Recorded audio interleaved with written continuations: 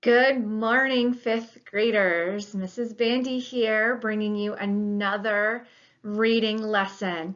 Today we're going to be taking a look at the same text that we used last week. Thank you, Mr. Falker. And we are going to be making some inferences about the character's traits. And we're going to use details from the text to support our inferences. So let's go ahead and get started. All right, fifth graders. So I have a little passage from the book that we read last week. Thank you, Mr. Falker. And I've also put some character traits up on the page. I have discouraged and I have frustrated. And both of those character traits describe Trisha in this passage. However, it's going to be our job together to figure out the text evidence that best supports the character traits that we chose. And let's take a look at first the passage, and let's reread the passage. And as I read it, I'm going to be thinking in my head which one of those two character traits could really describe Trisha. But not only that, the evidence is the important part, that evidence supporting that character trait. So let's take a look. In first grade, Trisha sat in a circle with the other kids. They were all holding Our Neighborhood, their first reader, sounding out letters and words. They say oi, boy, and ook, look. The teacher smiled at them when they put all the sounds together and got a word right. But when Trisha looked at a page, all she saw were wiggling shapes. And when she tried to sound out words, the other kids laughed at her.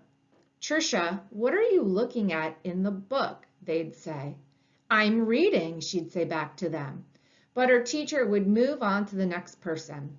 Always when it was her turn to read, her teacher had to help her with every single word. And while the other kids moved up into the second reader and third reader, she stayed alone in Our Neighborhood. Trisha began to feel different. She began to feel dumb.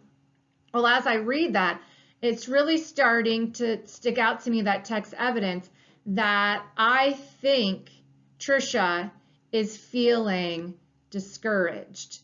And I think she's feeling discouraged because in the text it says, but when Trisha looked at a page, all she saw were wiggling shapes. And when she tried to sound out words, the other kids laughed at her. Well, in that situation, wouldn't you feel discouraged because the kids are laughing at you because you're trying to sound out the letters to read the words? I definitely think that would make Trisha feel discouraged.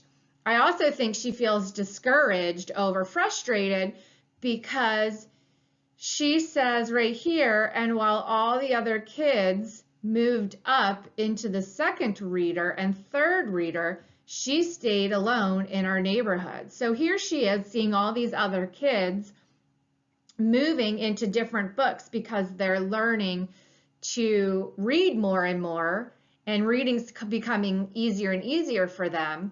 And Trisha is still stuck in Our Neighborhood, which is that first grade reader that everyone was beginning to read. So in that situation, she's probably feeling discouraged because she's seeing all her friends in the class move on and she's staying and she's being left behind. So those are just two examples of text evidence that I've underlined that would prove that I think Trisha in this passage is feeling discouraged.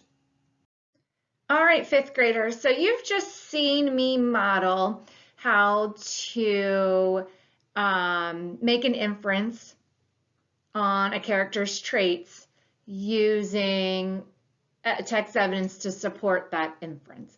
So right now you're going to move into instruction with your teacher, either Mr. Dennison, Mrs. Weaver, or myself, and you're going to continue to work on this skill in small group with your teacher. It's been a pleasure having reading with you today. Good luck, and remember to wash your hands.